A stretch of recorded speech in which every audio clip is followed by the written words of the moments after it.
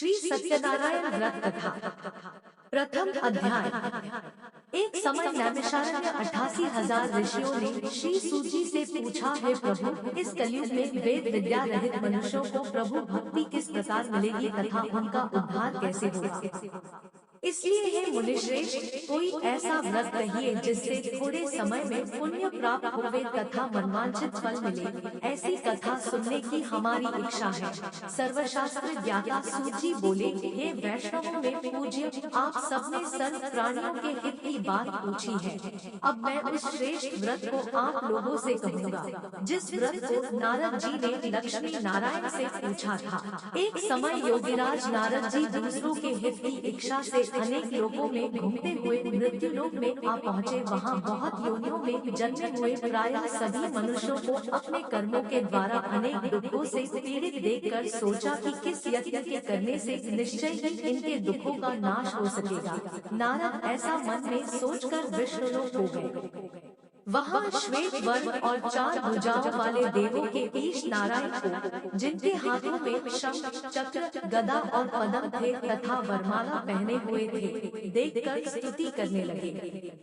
हे भगवान, आप अत्यंत शक्ति से संपन्न हैं। मन तथा वाणी भी आपको नहीं पा सकती। आपका आदि मध्य और अंत नहीं है। निर्गुण स्वरूप सृष्टि के कारण भक्तों के दुखों को नष्ट करने वाले हो, आपको मेरा नमस्कार है। नारद जी से इस प्रकार की स्तुति सुनकर विष्णु भगवान बोले कि हे मुनिश्रेष्ठ, आपके मन में क्या है?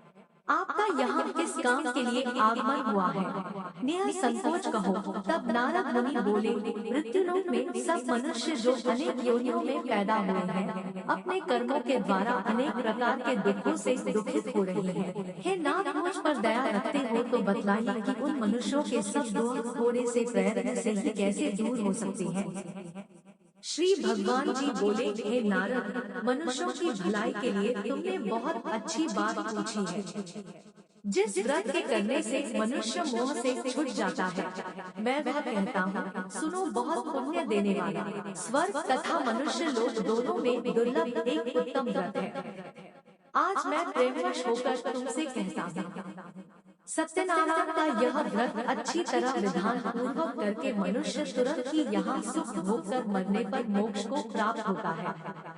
श्री भगवान के वचन सुनकर नारद मुनि बोले, उस व्रत का क्या फल है, क्या विधान है, किसने यह व्रत किया है और किस दिन यह व्रत करना चाहिए, विस्तार से बताइए। भगवान बोले, दुख, शोक आदि को दूर करने वाला, धन धान्य को बढ़ाने वाला, सौभाग्य तथा संतान को देने वाला यह व्रत सब स्थानों पर विजय करने वाला है। भक्ति और श्रद्धा के साथ किसी भी दिन मनुष्य श्री सत्यनारायण भगवान की शाम के समय ब्राह्मणों और बांधवों के साथ धर्मपरायण होकर पूजा करे। भक्ति भाव से नैवेद्य, केले का खंभ, घी, दूध और गेहूं का चूर्ण सवाया ले।